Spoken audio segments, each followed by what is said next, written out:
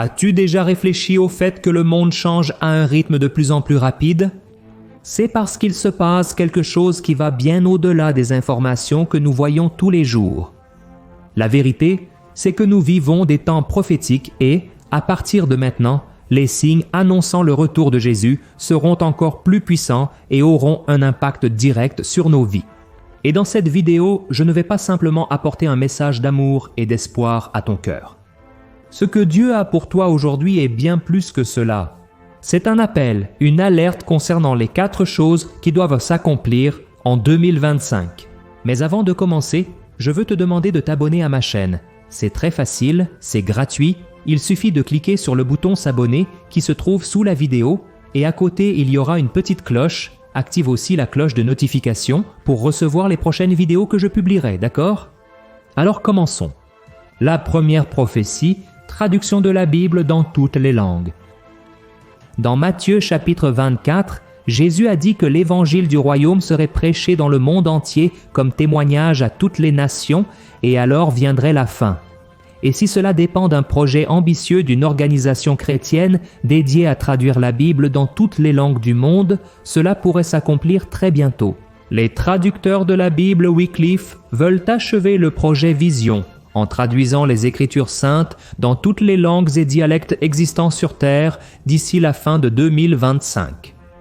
L'organisation travaille en partenariat pour traduire les Écritures dans des langues qui n'ont pas encore accès à la Bible dans leur propre langue. La mission de Wycliffe est portée par le désir de rendre l'Évangile accessible à tous, répondant à l'appel de Matthieu 28, verset 19, qui dit que nous devons faire des disciples dans toutes les nations. Et depuis sa fondation en 1942, l'entité et ses partenaires ont déjà réussi à traduire des parties de la Bible dans des centaines de langues différentes.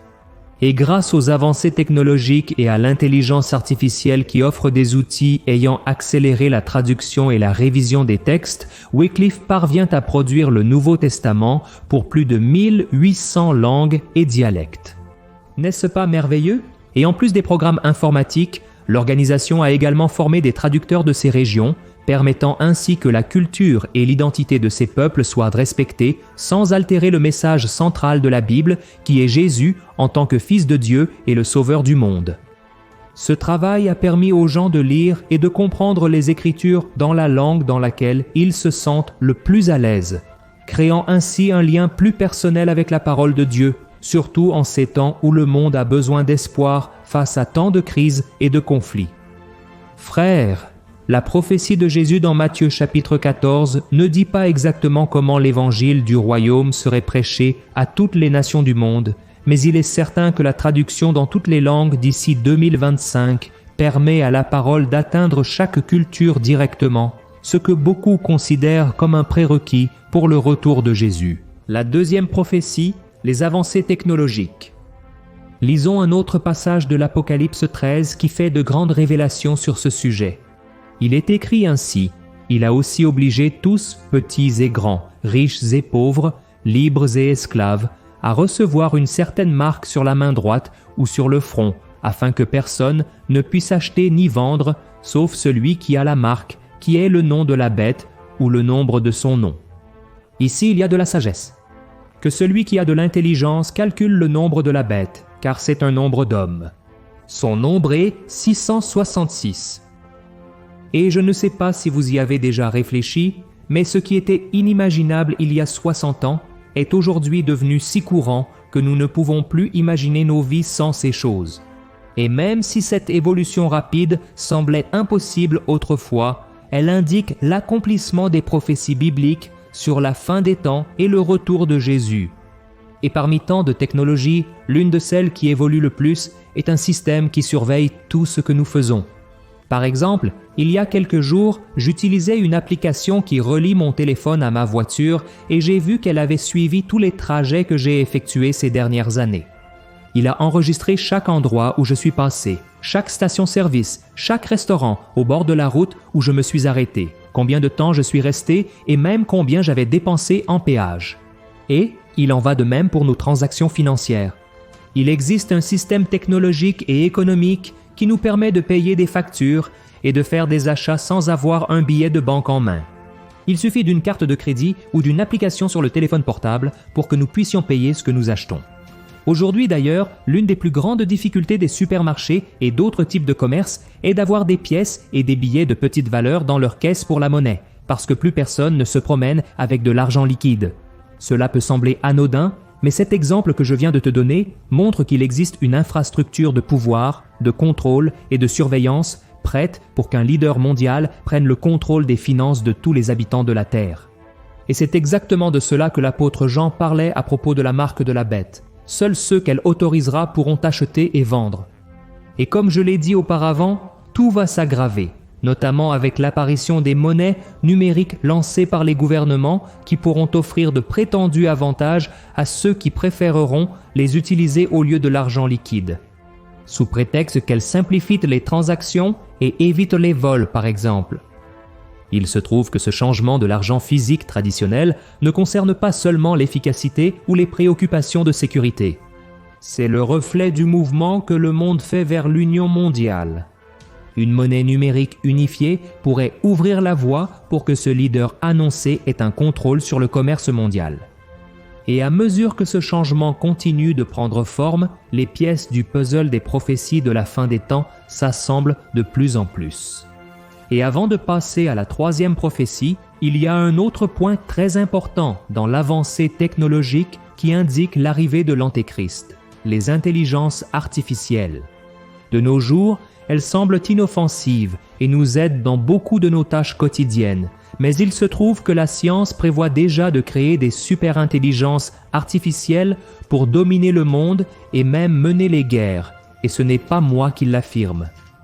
Mais ce sont des chercheurs de l'Institut pour le futur de l'humanité, rattachés à l'Université d'Oxford au Royaume-Uni. Et un autre avertissement important que ces chercheurs lancent est que cette superintelligence serait capable de créer, sans l'aide de l'homme, d'autres machines ou systèmes, et cela inclut de s'améliorer elle-même. Autrement dit, nous n'aurions plus aucun contrôle sur elle, et pour qu'une telle catastrophe se produise, cette superintelligence artificielle devrait être développée par quelqu'un de très puissant, qui aurait en tête un seul objectif, dominer le monde à tout. Puis, l'Antéchrist évidemment. Et vous pouvez penser qu'il ne s'agit que de sensationnalisme, que cette vidéo a été publiée uniquement pour faire peur aux gens. Mais c'est très grave les gars. Satanas est bien plus sage que l'homme et il peut effectivement amener la communauté scientifique à créer ces technologies dans un avenir bien plus proche qu'on ne l'imagine. Ne doutez donc pas de son pouvoir. Nous savons que l'ennemi n'agit qu'avec la permission de Dieu, mais la Bible elle-même nous montre que ce monde est sous la puissance du malin et que le diable est le prince de cet endroit. La troisième prophétie, l'apostasie, c'est-à-dire l'abandon de la foi. Dans sa deuxième lettre aux frères de l'église de Thessalonique, l'apôtre Paul a lancé un avertissement important sous forme de prophétie. Il a dit ceci, « Frères, en ce qui concerne la venue de notre Seigneur Jésus-Christ et notre réunion avec lui, nous vous prions de ne pas vous laisser troubler ni alarmer si facilement, que ce soit par une prophétie, par une parole ou par une lettre censée venir de nous, comme si le jour du Seigneur était déjà arrivé. Ne vous laissez pas tromper par qui que ce soit. Avant ce jour, l'apostasie viendra, et alors sera révélé l'homme du péché, le fils de la perdition. Regardez cela, frères. L'un des plus grands avertissements concernant la fin des temps concerne l'apostasie, c'est-à-dire l'abandon de la foi. Comme nous l'avons vu, la Bible parle d'un grand abandon des enseignements de Dieu, et cela se passe juste devant nous. Chaque jour qui passe, de plus en plus de personnes qui se disent chrétiennes et affirment avoir donné leur vie à Jésus lui tournent le dos comme si elles ne l'avaient jamais connu. Et la tendance est que cela empire de plus en plus à partir de maintenant. Il n'y a pas peu de chrétiens qui, il y a encore quelques jours, prêchaient, dirigeaient la louange à l'église ou participaient à une mission, mais qui maintenant ont cessé de vivre pour le Christ et courent après les plaisirs que le monde offre. Certains se livrent au vice et d'autres à la promiscuité. De plus, nous avons vu que les églises deviennent de plus en plus permissives, adoptant des pratiques qui ne correspondent pas à leurs doctrines originales et, à cause de cela, de nombreux fidèles abandonnent. Il émerge une tendance préoccupante où le monde s'infiltre dans l'Église, où les gens affirment « Je suis chrétien, mais je ne suis pas la Bible ». Mes frères, cette affirmation est très contradictoire. Ce serait la même chose que de dire « je suis végétarien, mais je mange du barbecue tous les jours ». La vérité, c'est que les gens ont montré leur haine envers ce qui est sacré et juste en embrassant le péché et le manque de sainteté, y compris les pasteurs et les dirigeants religieux. La ferveur que beaucoup avaient pour le Seigneur a diminué, l'Église s'est rapprochée du monde et le monde s'est rapproché de l'Église. Tout cela vise à préparer le terrain pour que l'Antéchrist vienne et trompe les gens en se faisant passer pour le sauveur du monde, venu apporter la paix et la sécurité à tous. Et la quatrième prophétie, la décadence des valeurs de l'humanité. L'apôtre Paul a apporté dans une autre lettre une prophétie supplémentaire sur la façon dont les gens se comporteraient lorsque le monde serait proche de sa fin. Regardez ce qu'il a dit. « Dans les derniers jours, des temps terribles viendront. Les hommes seront égoïstes, avares, présomptueux, arrogants, blasphémateurs, désobéissants envers leurs parents, ingrats, impies, sans amour pour la famille, irréconciliables, calomniateurs, sans maîtrise de soi, cruels, ennemis du bien, traîtres, téméraires, orgueilleux, aimant plus les plaisirs que Dieu, ayant l'apparence de la piété, mais reniant sa puissance. » Regardez cela, frères, le refroidissement de l'amour chez les gens se produit de plus en plus rapidement. Mais cela ne concerne pas seulement l'abandon de la foi en Jésus-Christ, mais aussi le changement de comportement des gens en général. Et à mesure que nous approchons de la fin des temps, cette décadence morale et ces changements des valeurs sociales empirent chaque jour davantage. Les gens trahissent les uns les autres, les parents tuent leurs enfants et les enfants tuent leurs parents. Les dirigeants sont chaque jour plus corrompus et traitent la vie humaine comme si elle ne valait rien, simplement pour devenir plus riches et plus puissants. Et l'égoïsme devient aussi de plus en plus fort parce que les gens ne se préoccupent que de leurs propres besoins et désirs. Nous voyons cela de différentes manières, avec des mariages sans aucune camaraderie, où le mari et la femme ne pensent qu'à eux-mêmes, et même chez des chefs religieux qui veulent attirer plus d'attention sur eux que sur la parole qu'ils devraient être prêchée. Alors, nous devons intensifier notre relation avec Dieu afin que notre moi ne veuille pas prendre la place dans nos vies qui appartient au Seigneur. C'est pourquoi réfléchissez aux péchés que vous pourriez cacher à votre conjoint, à votre famille ou à vos frères et sœurs en Christ et abandonnez-les le plus rapidement possible, car aucun de nous ne peut mener une double vie sans conséquence. Frères, le péché est cruel, il promet la liberté, mais il finit par asservir. Alors, à mesure que les jours avancent, la nécessité pour les gens de veiller augmente énormément. Je crois que Dieu ne t'a pas envoyé cette parole aujourd'hui pour que tu aies peur et que tu sois terrifié par ce qui va arriver, mais plutôt pour que tu adoptes une attitude ferme face aux choses qui se passent déjà. D'accord ? Je suis le pasteur Antonio Junior. Si tu as aimé ce message, partage-le avec tes amis et ta famille et je t'attends dans la prochaine vidéo. Que Dieu te bénisse puissamment. Une grande accolade.